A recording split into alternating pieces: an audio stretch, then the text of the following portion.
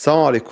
النهارده ماتش مهم جدا، ماتش السوبر الافريقي ما بين الاهلي واتحاد العاصمه. فقلنا كده قبل الماتش بساعات، يعني تقريبا هيبقى لسه فاضل اما الفيديو ده ينزل ان شاء الله هيبقى فاضل حوالي ساعتين. قلنا نتكلم شويه فني كده ونشوف قوه الفريق اتحاد العاصمه ويا ترى كولر هيغير الخطه وينزل بالتشكيله الجديده بالصفقات الجديده، امام عاشور، رضا سليم. طب ما تيجي نشوف. طب تعال نبدا الاول باتحاد العاصمه وبعدين نخلص اللي على الاهلي. يعني اتحاد العاصمه نزل الماتش ده معلش اي ضغوطات، يكسب يخسر الضغط عليه قليل، فعادي ما فيش مشكله حتى لو خسر، عكس الاهلي اللي عليه ضغط جامد جدا جماهيريا وكل حاجه. هو بطل افريقيا، هو بطل الدوري، بطل الكاس، بطل كل حاجه، عليه ضغط جامد. فهل ده هيأثر على الاهلي قدام اتحاد العاصمه اللي انا شايفه فنيا اضعف من الاهلي بشويتين حلوين؟ طيب تعالى نتكلم قبل ما نتكلم على الاهلي، تعالى نتكلم بس دي لمده دقيقه واحده بس عن اتحاد العاصمه وعن تشكيلته او مين اقوى لعيبه عنده في الفريق. هو مدربهم الحقيقه عبد الحق بن شيخه بيحب يلعب ب 4 2 3 1 جدا، وساعات بيقلب على 4 3 3. انا الحقيقه اتفرجت لهم على ماتشين، عشان بس ما اكذبش هو ماتشين بس اللي اتفرجت عليهم عشان اعرف اتكلم عليهم. عشان كده بقول اللي هو بيحب يلعب ب 4 2 3 1. في الماتشين اللي لعب فيهم لعب ب 4 2 3 1 وغيرهم في وسط الماتش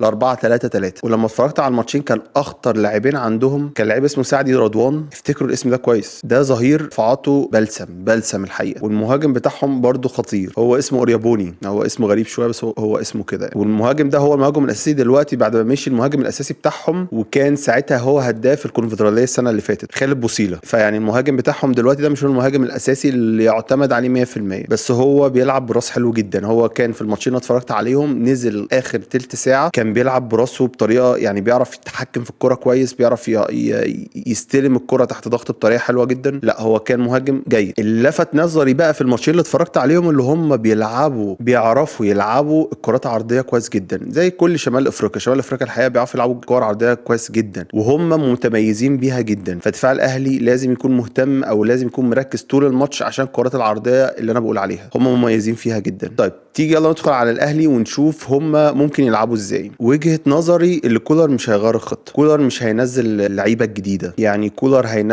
هيلعب بحراسه المرمى الشناوي، على اليمين محمد هاني، محمد عبد المنعم، رامي ربيعه، علي معلول على الشمال، في النص مروان عطيه، قدامه على اليمين ديانج، على الشمال مجدي قفشه، قدام على اليمين بيرسي تاو، على الشمال حسين الشحات، وفي الهجوم كهربا. طيب ليه انا اخترت التشكيله دي مع ان الصفقات الجديده موجوده وكانت موجوده في فتره الاعداد ولعبوا الماتشات الوديه وكانوا متالقين؟ كل الاخبار اللي جايه من المعسكر هناك كانوا بيقولوا اللي هو متالقين، وبالاخص امام عاشور ورضا سليم. توقعي او بمعرفتي بكولر السنه اللي فاتت كلها اللي هو ما بينزلش على طول باللعيبه الجديده، بالعكس هو بينزل اللعيبه الجديده واحده واحده، بينزلهم واحده واحده. اكبر دليل المهاجم الجديد اللي الاهلي لسه جايبه ما دخلوش اصلا الفريق. فاعتقد اللي هو واحده واحده هينزل اللعيبه دي. ممكن في الشوط الثاني ينزلوا امام عاشور، رضا سليم ينزل الشوط الثاني، بس هيلعب بيه من اول الماتش ما اظنش الحقيقه. بس ده الكلمتين اللي كنت عاوز اقولهم، واعتقد هو اقرب من الاتحاد العاصمه بالفوز بالبطوله دي. سلام.